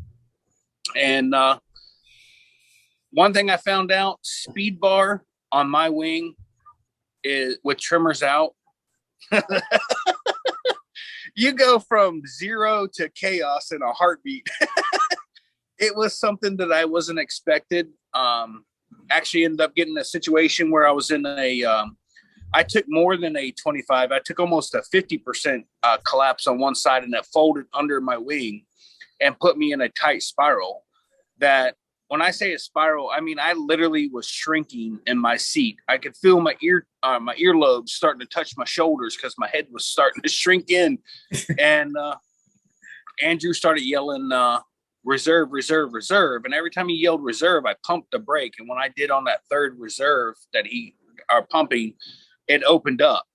But that wasn't the part that you have to worry about. Now you have all this built up energy. And this is where I think it's important to have an SIV, because if you get into a situation like this, your wing collapses, you come out of it. Now you have all this built up energy. It's just like doing when these guys do wing overs or anything else like that. When they come out of the wing over, they have to deal with all of this energy. My wing surged back so far. When I looked up, I never saw the wing. And when I looked, I heard Andrew, before I ever even seen the wing, say, check it, check it, check it. And next thing I know, this wing literally was flying so fast forward that if I didn't check it correctly, I would have ended up gift wrapped. 100% gift wrapped in this wing. And I checked it and I buried the brakes. And it stopped right where it was supposed to. And I worked out a little bit of the leftover energy from that, and everything was fine. And I flew back and landed. And again, as what I still consider myself a new pilot. November will be 2 years I've been flying. This was within my first year, way before my first year, maybe 8 months into flying. Spot landing was not my thing. Spot landings usually required area codes, but and we're on a dike, if you will. There's water on both sides, and I have to come in and land this like with no motor to say, hey, I'm coming in too short or coming in too long. I'll go back around. No. I landed every time where I was supposed to. How? I don't know. I did, but it was awesome. It's exhausting. I mean, Sean and I went back. We ended up going and having dinner with the school, and I didn't even eat. All I wanted to do was go back and just go to sleep. I was so exhausted from the day. It was just being excited, nervous, scared, all your emotions wrapped up in one day. At the end of the day, all you want to do is go back and go to sleep. Did you get any video of this at all? I have very, very little video. I think my first 3 tows, I have video, and then the camera died and I didn't realize it. So I videotaped my other flight without it. Yeah. So it, like I said, there was so much going on. Actually reaching down and hitting the power on and record button was it was too much. I mean, here I am standing there kiting my wing, stopping a boat from pulling me into the water until the pressure was too much. And then you start running and then you fly into the air. And now I got to worry about if my GoPro's on or what. It's overwhelming. It truly is. But like I said, I actually went back the second time, did a second day. I think I did a lot better the first day. I was using their wing, which happened to be a 30-meter wing, and I could not for the life of me get this thing to come up. I ended up in the water, only about 10 feet off of the shore, 10 feet in the air, and my wing wasn't under control. I got it under control, but they had already killed the boat. So that just left me drifting to the water. And here's the best part. I was looking at the wing when my feet hit the water. I never knew I was going into the water until my feet hit the water, and I looked down and went, "Oh crap!" Boosh! It was over. Power! Yeah, I literally was looking at the wing, and I'm like, "Okay, everything's good. Why am I feeling?" Oh, I was like, "Oh, dude!" And how quickly I got entangled in those lines. The wing fell on top of me, and I mean, within seconds, my feet were tied. And then the boat came back around. I grabbed a hold of the boat. They got my feet free, and they told me just doggy paddle back to the shore. And I doggy paddled back, and everything was fine. We got the wing out of the water, set it up to dry, and I think that wing went into the water 3 times that day. And 3 different times I had to wait for it to dry. I was standing out there kiting it. I could kite it without it being attached to me. But as soon as I attached it, this 30-meter wing, I think it was a 35-meter wing. It was a tandem wing. I'm not sure why I was on that. I really don't. I'm not that heavy. But Mark H in the chat wants to know, after my SIV course, did I send it in to have it checked over? I did not. After Bad Apples this year, I took it in. It was just not even a year and a half old. And I actually turned it in because I have been doing a lot of spirals.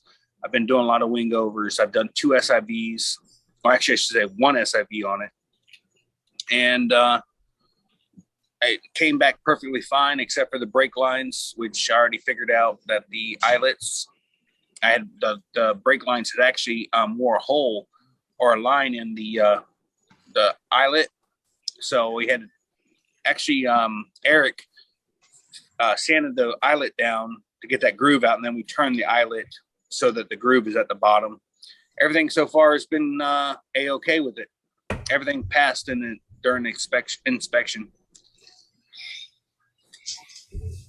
Good deal. John Wayne joined us. Thank you for joining us. Bike Man Cody, thanks for the $10 donation. And Amy George has her hand up. What's up, Amy? Did you want to say something? Yes, noticed in the chat about Nick Perini, he mentioned something about when he that last flight, when he went into the water, he was flying on our Rebel, and the way the gas tank is situated compared to other units, the gas tank's usually on the bottom with the Rebel. It's on your back, so it changes your center of gravity. He's convinced that Rebel and where our gas tank is what helped with his buoyancy to help him stay above water when he went into 10 feet of water. The other Nick went into water with his Rebel? Yes, Nick Perini. So, that's a 10 feet of water he went. And he mentioned something in the chat I was going through. So I just kind of want to point it out. But, that's, what unit you fly to could also be considered, safety feature as well. When did that happen, Amy? I didn't catch it in the chat. I'm really not sure what he did. I know I believe it's his last flight. Yeah, he hasn't made completely public, but he mentioned something in chat tonight. I have to go back and look at it again. That's all right. I'm looking for it. Interesting. So when Shane went into the water, Shane, did you have life vest on? Yes, and I had the flotate or the foam from the free flight harness, and all of that. Even with the life jacket on, my head still wanted to go in the water. Like I was doggy paddling my butt off to keep my head above water until I hit shore. I will tell you, I'm a Florida boy, born and raised. I swim in fresh water all the time. Gators don't scare me. I went in this water, and the boat comes up, and they're pulling the line in with the boat on the winch. And the stupid parachute thing that's attached to your line, it rubbed on my damn thigh as it went by. And I instantly thought, I was like, oh, shoot, I'm going to get ate by a gator. And my legs were already tied up, and they're like, stop kicking. I'm like, in my head, I'm like, there's a gator under me. It was awesome. Yeah, but I mean, don't get me wrong. For me, it was not a great day on my second SIV. The first day was our first time. It was awesome. But, I mean, I did learn. It did make me a better pilot. It's made me a much more confident pilot in my gear. And, that's about it for my SIV. Hey Shane, do you think SIV is for everybody? No. No, if you're a fly straight, and like JP said earlier, if you're flying, 30 minutes after sunrise and 2 hours before sunset, you really got no worries. And the winds are light. The likelihood of you hitting anything that's going to cause any kind of issue, I don't think it's for everybody. I don't think it was for me when I was doing it, but afterwards I was like, oh, thank God I did it. But during it, I was like, dude, what am I doing here? Like I'd never been to 4,800 feet. I'd never even been close to 4,800 feet. Now I'm free flight. I mean, and they didn't even ease you into, you disconnect from the tow rope. You put your hands through, or you set your trimmers back to full, or you pull your trimmers all the way in. You run your hands through your brake lines, and then you grab the brake lines, and then you start doing things to your wing that is completely unnatural to you at a height that you've never been to. Like, I'm sitting there, and there was no warming up. As soon as I got my hands through the brakes, he's like, okay, we're going to go ahead and do a 50% deflation. Let's go ahead and pull all your A lines. I was like, whoa, we're not even going to work into this. We're not going to get comfortable with this or nothing. We're just going to start collapsing crap. And that's exactly what happened. The very first time I only grabbed 2 of the 3 A lines, and I missed the third one. And then he told me to let go. And then this time you're going to go ahead and grab all 3 A lines. I was like, oh, there's 3. Okay. And of course my face was all red, and I was just waiting for the bottom to fall out, but it never did. You never, even on a full frontal, you do not feel like you're falling. Like you don't feel like you're just like you jumped off a cliff. It's controlled to a point. I mean, there is a whole lot of chaos going on with your wing above you, but for you personally, you're just sitting there shaking back and forth like this. You're just like, oh crap. And then as soon as you let go, you control the energy and you turn around and do it again.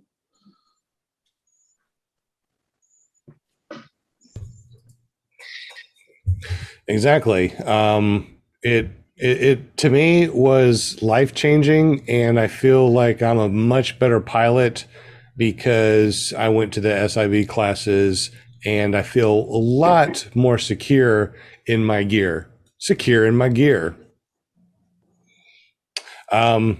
else went to SIV classes in the panel that would like to talk about it?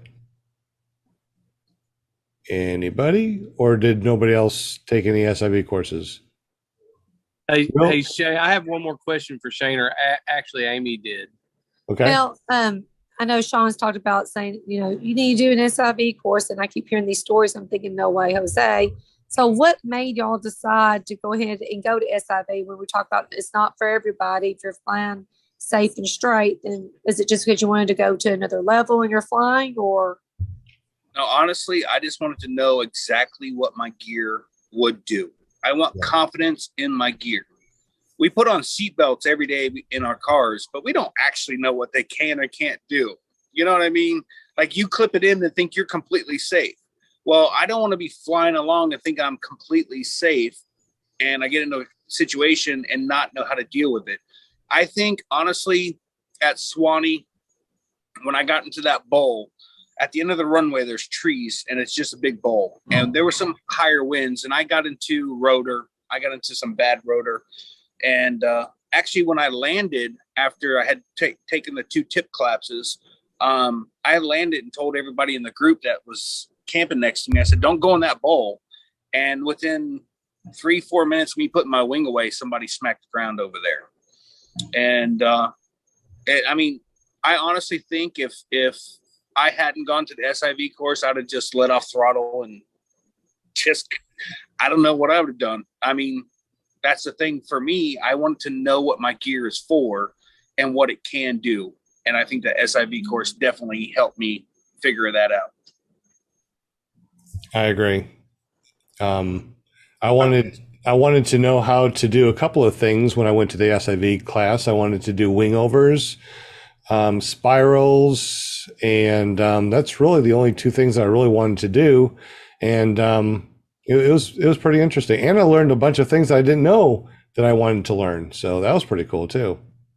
So Sean, when you went to the SIV class with a couple of things in mind of what you wanted to work on, and they were okay with that, or did they want you to kind of progress to that level? Well, the good thing about the SIV schools is that what you want to do is what the instructors want to teach. if you want to just learn big ears, which is actually somebody actually went to a class and just learned how to do big ears. That's all they want to do, just big ears. They went to the school and all day long they towed and they just learned how to do big ears. And if that's all you want to do, that's all you have to do. Some people want to do other things like collapses. You know, I wanted to feel like what an asymmetric collapse would feel like, you know, and to do a spiral, because, you know, what worried me before I went to the SIV course was, number one, in the first 6 months of you flying, you're worried about wingtip collapses. Like, what if the wingtip collapses? What happens if, you know, I bank too sharp? Am I going to drop a lot of altitude? You know, I mean, because that's one of the things that you think about is altitude. You know, how much can I pull? How much brake can I pull on a stall before my wing actually stalls? And then when it stalls, what does it do? You know, can I fly straight if half my wing is collapsed? Well, guess what? I collapsed half my wing. I was flying 50% of my wing straight with weight shift, of course. You know, I pulled my brakes all the way down to stall it, which is interesting. I had to wrap 3 times, pull all the way down as far as I can go, waited. And finally the damn thing stalled out. So I know that, you know, some of I mean, isn't that one of the things that you guys hear about before you start learning to fly? Is like, you pull too much brake, you're going to stall and go parachutal. Well, I already know that it's going to take some serious, you know, stall for me to actually stall the wing. And then when it stalls, I know as soon as I let it back up, it goes poof, right back up. So I walked away from the first SIV very confident that my wing, the scariest part of the wing, you know, the wingtip collapses or, you know, things like that, it's not going to happen. Those things that I was worried about, gone. Just gone. All my worries gone, because I know exactly what's going to happen. Did I speak too much? Was that too much of an answer? Sean, when you said you took 3 wraps to make it stall, that means you're pulling the wing and making it go backwards. Is that right? Well, I first tried to stall the wing by just taking the brakes and going straight down and holding it. Well, with that all the way down like that, I was still going forward, but I wasn't stalling the wing where I went parachutal.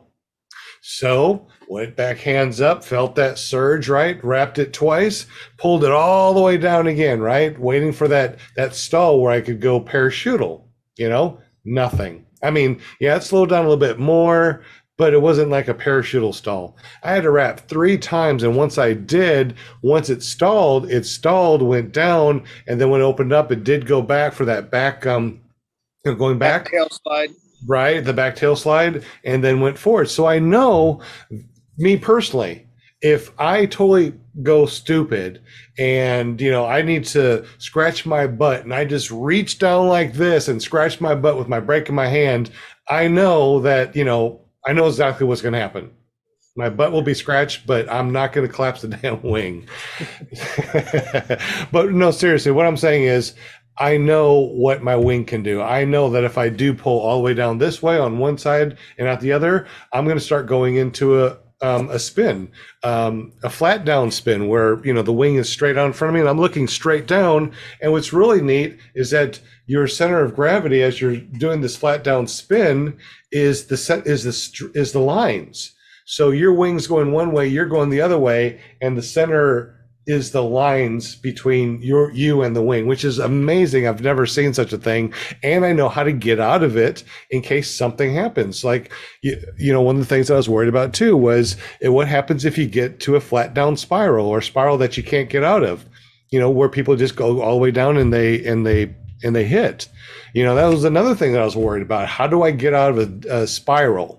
And I learned how to get out of a spiral. So I feel very confident that I don't have to worry about being locked into a spiral. So it just really helped me feel more confident in my gear, which is what Shane was saying too. And knowing that if I get myself in a situation, bad air or what happens, my wing collapses and it's just flapping in the wind. Number one, I know how to shake that booger out and open it up. If it doesn't and it's wrapping around, now I know how to throw a reserve. And once the reserve opens up, I know how to pull in my glider, and it's a big stall ball, and I know how to do that. And, you hear about pulling a reserve or, throwing your reserve, right? Tossing the laundry. How does that feel when you are underneath the reserve? Well, the SIV course helped me understand what it feels like to be underneath the reserve. And, you have your harness, your carabiners that has your glider, right? Well, your reserve is usually on your harness. So when you pull the reserve, your harness goes up, right, on the sides. So now your reserve is right here, and that feels a lot different than when you're flying straight when you normally fly with your carabiners connected to your risers. So that's something I didn't know either, and it felt totally different. I will say my last part of the SIV, getting into a collapse, getting into a spin, that's just the start of the race. And what I mean by that is once everything is checked, opens back up, you have all of this energy that you have to deal with. And that SIV course taught me how to deal with the energy. And what I mean by the energy, the wing's going to surge behind you and then come just straight barreling forward. And when it goes forward at a high rate of speed, it goes under you and you free fall into that wing. It literally has taught me, my point of view of the SIV is it taught me wing management, how to control that wing, even at its worst attitude, worst condition, and the energy that you have to absorb when you recover from a frontal or a 50%, even the 50%. When I let go of a 50%, the surge on it was incredible. And learning how to deal with your wing, whether it's flying or not flying, is half the problem or half the solution. It's when it comes back out to flying and has all this built up energy, you have to learn how to deal with that. And thankfully, I learned a lot from that, and I can't take any less information from it than that. Then I know now when my wing surges behind me, that's coming back forward. And when it comes back forward, it's usually coming faster than it went back. So you got to learn how to deal with that. This is a very interesting topic. I wonder next week, how about we continue talking about the wing energy and the different dynamics of wings, even though you may have the same type of wing or the same size. For example, Roadster 3, 28 meter, Gin Vantage, 28 meter, they performed totally different. I mean, opposite. Well, not opposite. They performed differently at an SIV course where I could do a horseshoe no problem with Roadster 3. When I try to do it with the Gin Vantage, let Shane tell you how my butt puckered. Oh no, my butt puckered and I was on the ground. I was watching it on TV. I was like, holy crap. Sean ended up in a full riser twist and coming out of the sky like a Halley's Comet. And I couldn't believe it. I was just like, wait a minute, that's what I'm doing next? No, I'm not ready for that. And I went up on my Link 2 27 meter wing and did it. And I could have flown around with it in a horseshoe forever. I mean, there was no issue, but Sean did it and he got into a riser twist. The only thing I can think of, Sean, and I've discussed this before with you, I don't know when you put your two inside A's together and you went up to the two A's, and I don't know if you yanked down on it or I pulled gently down, and I don't know if that was the difference. I honestly don't know. I have never done one with my paramotor on my back because all I can see is you falling out of the sky. I'm like, yeah, I don't want to be part of that. Well, with the Roadster, I put the two together and I was pulling down. I had great horseshoe, no problem. With the Gin Vantage, I put those two together, and as I was starting to pull like this on the A's, the whole thing just collapsed, and I went to a free fall. And I tell you what, the only time I've ever lost my stomach, like I was in a roller coaster, was that time. That's the only time ever have I lost my stomach, and falling down like that and everything collapsed right there and going to that riser twist. That was the scariest thing that I've ever encountered so far flying. The scariest thing I've seen flying. That was on the ground. Yeah. So let's do this after party thing. We apparently are in the after party. Do we want to continue to stream live, or do we want this private? Well, that's up to you. I don't plan to fly tomorrow morning. Actually, today I could have literally flown any time today, but I got some other things going on today, so I did not fly. But the winds were no more than 2 miles an hour, and it was overcast all day today. Like, absolutely perfect day to fly anytime. And I played Clue, Jenga, Monopoly. Sounds something awesome. All right, so I dropped the meeting ID and passcode into the super chat. We appreciate you all coming over here and hanging out with us today. We're going to continue to talk privately. That's not being streamed, so we can say whatever we want to and talk about whatever we want to. So if you want to, please join us. I just dropped the meeting ID and passcode in here. So thank you very much for joining us. I think next week we need to talk about wing energy and wing management and wings themselves. I mean, if you know anybody that knows anything about wings, manufacturing, and anything about like that, please let us know. Tell them that we need them next week, which is going to be August 30th. Holy smokes, that'll be the last Monday of August. Then it's gonna be September. Where is the time going, guys? Hey Sean, I'm an expert at chicken wings, just so you know. Hey, we are definitely going to be talking to you about chicken wings then. I'm just talking about eating them, not making them. I suck at making. You suck eggs at making chicken wings. All right. So thank you guys very much for joining us. Jim from DIY Printing, we appreciate you for jumping in here also and hanging out with us. He's the one that's was able to make all of our calendars, which I gave out, and over at Moonshiners. So I think hey, does Paraswag USA have any more of those calendars? I know that gave you guys a bunch. Oh, where'd they go? Are they gone? Oh, they're gone already. I think we gave them all away. I don't remember seeing any when we were unloading the camper. Okay.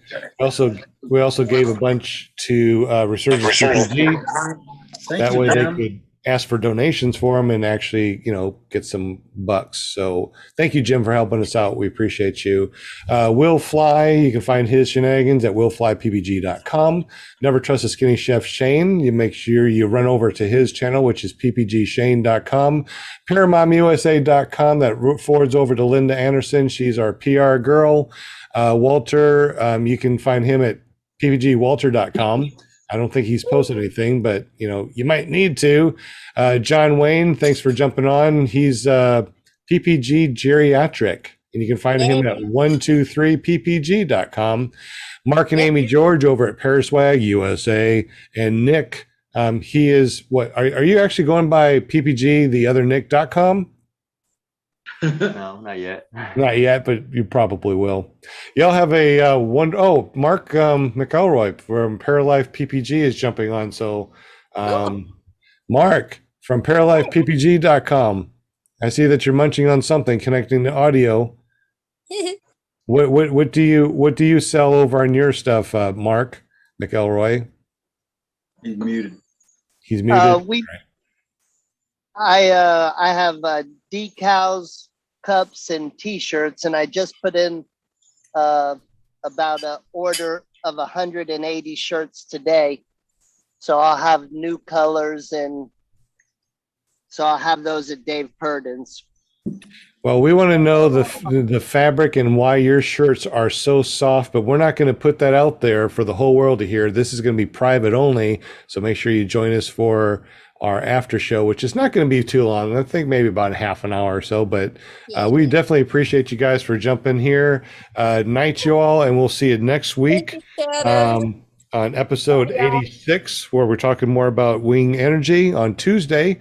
Not this Tuesday, but next Tuesday. You'll find Shane at ppgshane.com. And then on Wednesday, we have another show, www.paramotorgirl.com, all girl podcast. Thursday night. Hey, Thursday night, what's going on Thursday night, Paramount USA? Who's that? Hey, paraglidingtalk.com with your host, Robert Michaels. Be there or be square. And there seems to be nobody that has a show on Friday or Saturday, and David Wolf has our Paramotor Nation on Sunday. Thank you all for listening. We're going to be kicking back here in the after show. You're more than welcome to join us, and we'll see you next time. Peace out. Good night. I don't know.